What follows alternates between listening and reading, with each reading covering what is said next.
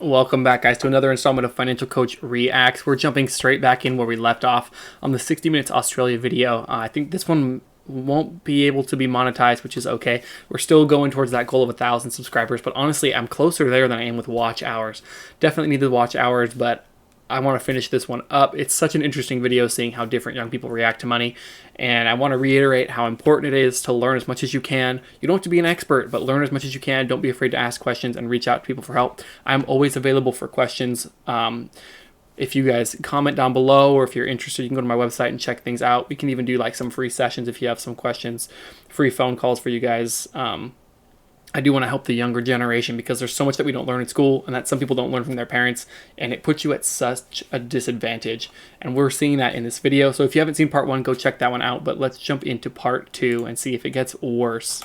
Crunch comes, Gen Y will just keep on spending. So this is an indulgence. It is a little bit of an indulgence, but you know, why not splurge sometimes? I'll have a beer. Okay, I'll have a passion fruit mojito. Emma Lovell is a full-time student. She'll finish uni with a business degree. Drinks are so much money. $40,000 in the red. For students That's like where her, so many people spend debt so much is money a is way of drinks. life. How much are you guys in debt? By the end of my degree, I'll have around $49,000 worth of fixed debt. Around 26. Yeah, I'm almost finished and I've got about $20,000 racked up, so... 20 is not How on earth do terrible. you guys afford to drink? Happy hour prices. Exactly. Yeah, okay. About half of Emma's debt is HECS One thing fees. people do often with school loans is they're not charging you interest on the loans. You don't have to make payments until you're done with school. So until your 4 years are up, sometimes they'll extend it a little bit. And so people don't realize how big the payments are going to be once they get out, and how you're going to go like 6 months to a year job searching. So they spend all their money in college instead of putting it towards paying down the loan, which would help eventually. I didn't pay off any of my loans until right after school, which, you know, you're not paying any payments on it. So what, you don't really think about it. It's not at the forefront of your mind. But if you don't get a job right out of school, I got a job, I don't know, 4 months right out of school. And it was a pretty decent high paying job, hard work, but high paying. And instantly started paying my loans down, but people just don't do that. And then it just comes back to bite you. The unavoidable cost of a university education, and the rest she's borrowed. I went to a pay for private car, college. and that other Gen Y essential, world travel. Bro, I'll if be you're going borrowing... to South Africa, then I'm sorry, I gotta pause. If you're borrowing to travel, there's something deeply wrong. You should never borrow money to travel. Doesn't matter. You cannot give me an instance where you have to borrow money to travel. You always should be able to save up enough money prior. Save up double what you need and then use half of it to pay. That's what I would do. That's what I do when I plan like cruises and stuff like that. I've been on a number of nicer vacations. I save up double the amount and then I can justify spending half of what I've saved up. And it's tough, you know, you don't buy drinks, you don't go out, you don't do a lot of things that you would normally do because you're saving that money, and then the vacation is much more worth it, and you're not left with all this money stress when you get back for putting it on a credit card. Tanzania and Nairobi up to London, Scotland, quick visit over to Germany, fly over to Dallas for a stop. How are you paying for it? With this little beauty, my loan, which was for my car, and I've now refinanced it, so I've added on another $10,000. So this 12,500 is absolutely money well borrowed. Definitely, and I know that I'm going to be in debt later on in my life, so may as well learn to manage it now and use it for great things like this. You know, I don't think this is a waste at all.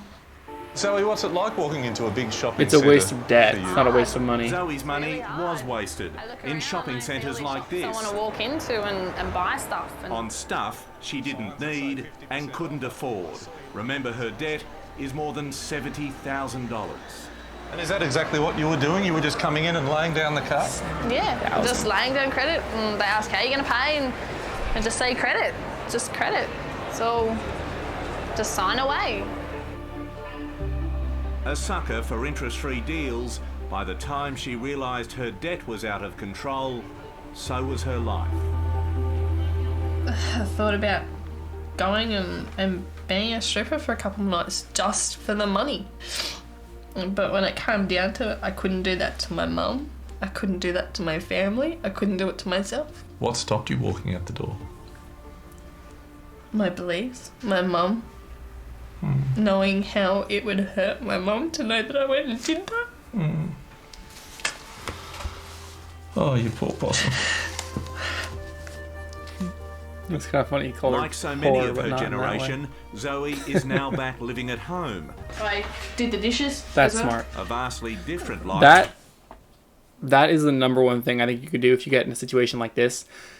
People, I was privileged to have my parents. I'm very close with my parents. They still help me out with my house now. I did borrow some money from the down payment from them, or I was gifted it, and I'm going to be giving that money back. But do whatever you can to stay with your parents as long as possible. If it's extremely toxic and you have to get out of there, I'll understand. But if it's, they're making me do chores, they're making me do that, you have to look at all of that like paying your rent. You got to pay your dues if you're going to live there. And it will save you so much money in the end. Just like in my example, when I first started my job, I wasn't making much money. I don't make a ton now, but I've made a little bit more now. My rent was going to be, if my average rent in the area, Northern California, about $1,500 for a 2-bedroom, 1-bath apartment. I could find something cheaper, so let's say $1,200. $1,200 of my $33,000 a month income, once all my bills were paid out and everything like that, that would cut my ability to save for the down payment. I saved up this down payment about 8 to 10 months. About 8 months. Saved up for the down payment for this house. That would have put me back quite a bit longer, at least another 4 to 6 months before I could purchase a house. And so if you're not going to borrow money from your parents or get a gift, is what they call it, because it's not technically borrowing, having that money coming in that would be going to rent is such a big difference. And honestly, do whatever you can. I don't care if you have to beg your parents. I would fight with my parents about stuff, but in the end I realized this is what I have to do to save up enough money. Otherwise I would have been 26, 27, 28 still saving up for a house, and that would have really been To terrible. when her mum was her age. So you've been sitting around watching television? When I was young, for us to get credit, we actually had to get our parents to basically go guarantor for us. I'd know I'd get the horsewhip if I didn't pay back my debts from my dad. Oh, guess what? There's no horsewhip in this household, just a caring mum still providing for her adult daughter. It's taken a long time. Do you know what Gen Y, That looks awful. how much to debt be they're in? honest. Overall, in total, no. How does $60 billion sound? 60 billion, and look at how much of a chunk I have of it. Yeah, but you'll get through it, dear. How many As a Gen parent, Yers I are still there? worry about that sort of thing. Emma Lovell also still lives at home, but despite owing tens of thousands of dollars, she's supremely confident of her future. I want my life to go in a certain direction, and I 72.3 can't million. do that if I, sit here saving. It's not possible to sit here and just save and save and save. That's not the way we do things. Why is Generation Y so ballsy about debt and confident that you can pay it off? I know that I will be successful because I will make myself successful, because I know I have this debt. So it can be a driving My factor. It's calculation scary, can't be though. right. That's It the really average is. of everyone owing But almost $1,000 unfortunately, in we debt need it. We need the from money. the entire Gen Y. Someone fix my math on What's that. really That's gotta be scary, wrong. though, is the amount of interest Generation Y will ultimately pay He said to 60 service billion. its debt. $9,000 Well, we each. projected forward to when you were 40. 8,300. This is what you're... That's the calculation. You're not going to be able to focus in on that. It's going to be about almost $8,500 per person in Gen Y, debt-wise, if that's the case. going to look like. I wonder if that must include school loans. But more importantly, if Emma continues to borrow at her current rate, by the time she's 40, she will have paid $77,500 in interest. When you put it in a lump sum like that, yeah, it's horrendous and it's scary, but that's what I've got to do to have a future. Hopefully better than that one. The story's the same for Amanda. That's you at 40. That's disgusting. Where's the Botox? Put it on the card. Botox is expensive too. I don't But the know. real Not like crunch I'm not is your financial situation when you're 40. With your credit card debt, a big car loan, and if you don't pay it on time, you would have paid $82,000 in interest. Are you worried about the future now? $82,000 is the price that I pay for being happy, for being able to indulge myself in all the luxury items that I've bought over the past 40 years. That's what it is. It's worth it. It is, it's worth it. Bro. People like this drive me up the wall. Because it's like this weird sense of privilege. Like this, the world owes you this kind of stuff.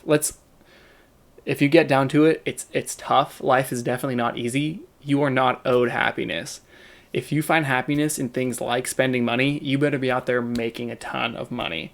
And that goes with everything. Nobody else is going to be responsible for your actions with stuff like this. And it's so difficult talking to people about this kind of subject and how they spend their money. I had a coworker.